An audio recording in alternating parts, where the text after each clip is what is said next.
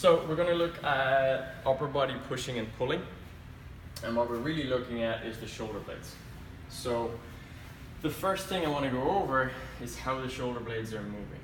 So just place your hands on the wall, okay?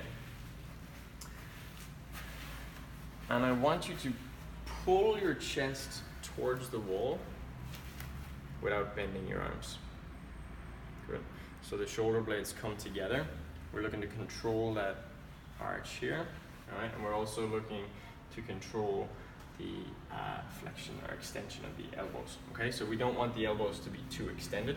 So give yourself a slight bend and think about spiraling your elbows together to get these guys, your lats, working hard. So you should be feeling right underneath the shoulder blades, okay? Let go of the elbows, let them kind of move away from each other and lengthen your arms, and you'll lose the lats. So that's if you're hypermobile. If you've got really mobile elbows and wrists, you'll notice that. Give yourself a little bend of the elbow and roll those shoulders away from the ears. Okay, you're trying to get those collarbones as long as you can, and then you're coming as close to the wall as you can. Bring the shoulder blades together, keep the elbows straight. Small bend, yeah, just move those shoulder blades. So fill up my hand. That's it. Keep coming, keep coming, keep coming, keep coming, keep coming, keep coming. Good. So you're going to try and get as much movement as you can without using the arms, okay? And then you're going to push away, and not so much from the elbows, but by letting those shoulder blades come back across, okay? And together again. Good. And push away again. So when we're pulling, a lot of the times we can just think, oh, it's just my arm, I'm just using my arm to pull, and we're just using the bicep, but we really don't want the shoulder to be driving forward like that. We're looking to generate the power for the pull from the shoulder blade and have that sliding back across the back of the ribs, as opposed to the shoulder jamming forward. So make sure that rounding isn't happening, you're not feeling a tightness in the trap in the neck. You're looking for long collarbones as the shoulder blade moves back across. And counterintuitively, it's the same movement, so go back into it again. It's the same movement for the push, so, and the pull, all right?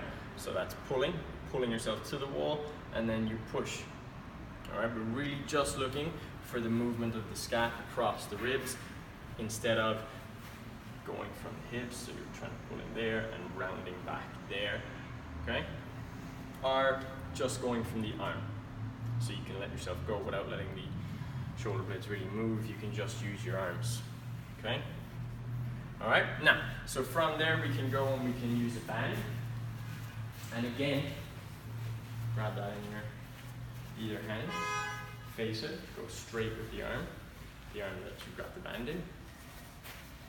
Okay, so start, all right, by just getting that shoulder blade back. Good, and then let it come forward. So we're going to go into pulling, and this is the start of it. All right, so see how she's beautifully moving that shoulder blade back across the ribs. Okay, the shoulder isn't driving forward, so as she's pulling, it's not this. All right, so now once she's got the shoulder blade working and the lats working, pull. Now we can add in the bicep. And she's going to pull back as far as she can before this starts to happen. Okay? And because, again, she's got great mobility and stability through all her mobility, she can pull back really, really far. So she can really use those shoulder blades. Good. We're not forgetting about all of the original videos and the core work, pushing into the ground, using our feet, using the rest of the body. We're getting the leverage from the ground, so before you even pull, you're thinking about pushing down into the floor, okay? Now, flip around, face me, and have the band in your right hand, and press out. Okay, now, for the press, we're actually gonna work on the eccentric portion of it first. So what I want you to do is pull your shoulder blade back. There you go. And then drive forward with it, okay? So it's the pull back of the shoulder blade and then bend the elbow, all right, that we're looking for, and then drive forward. Good. Pull back, because again, we're looking to limit, drive forward. Don't move your shoulder blade. Too bad if you come around here. Don't move the shoulder blade, let the elbow come back. Let the elbow come back, don't move the shoulder blade. Watch how the shoulder drives forward. Okay? And then drive forward with the band. You're gonna feel that right here, as opposed to being able to use here and the big muscles of the pec as well. So shoulder blade fills up my hand, comes back, elbow bends, and then we drive.